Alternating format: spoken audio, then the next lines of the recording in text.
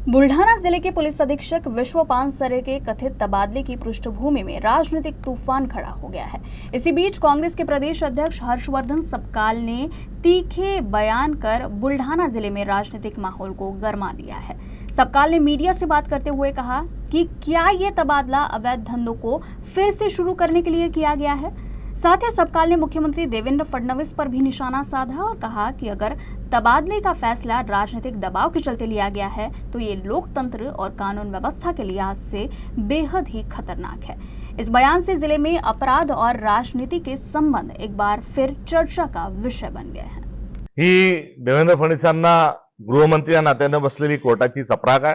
मुळात बुलढाणा जिल्ह्यामध्ये प्रचंड मोठ्या प्रमाणावर अवैध व्यवसाय हा बोकाळलेला होता आणि या बोकाळलेल्या अवैध व्यवसायातून खंडणीसारखे प्रकार हे समोर येत होते। त्यामुळे मोठ्या प्रमाणावर जे उत्पन्न होतं अवैध व्यवसायातून जो नफा होता हा नफा मिळवण्याची एक रीत सत्ताधाऱ्यांच्या माध्यमातून या ठिकाणी स्थापन करण्यात आलेली होती।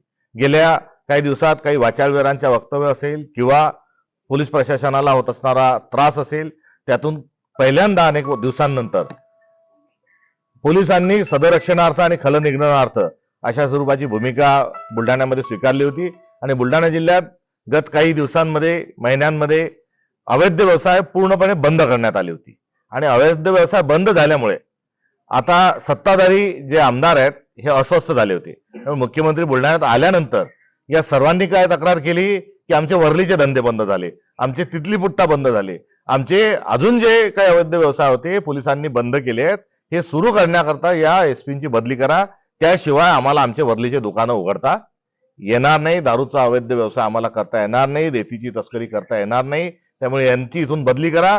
पुढे स्थानिक स्वराज्य संस्थांच्या निवडणुकाही आहेत, त्यामध्ये आम्हाला सेटिंग करायची आहे, ती सेटिंग ही पोलिसांचा त्यामध्ये अडथळा निर्माण होऊ शकतो। त्यामुळे कायदा पाळणारा आणि कायद्याच्या अनुषंगाने वागणारा आणि अवैध व्यवसाय बंद करणाऱ्या एसपींची बदली केली। हे अत्यंत दुर्दैवी अशा स्वरूपाचं एक कांड हे साक्षात मुख्यमंत्री देवेंद्र फडणवीस यांनीच केलं होतं। आता या सर्व बाबतीत मुख्यमंत्र्यांनीच खुलासा करावा की 8 महिन्यात त्यांची का बदली केली आणि अवैध व्यवसाय जे पुन्हा सुरू करण्याकरता त्यांनी ही भूमिका स्वीकारली होती का, या प्रश्नाचं उत्तर आता थेट मुख्यमंत्र्यांनी दिलं पाहिजे।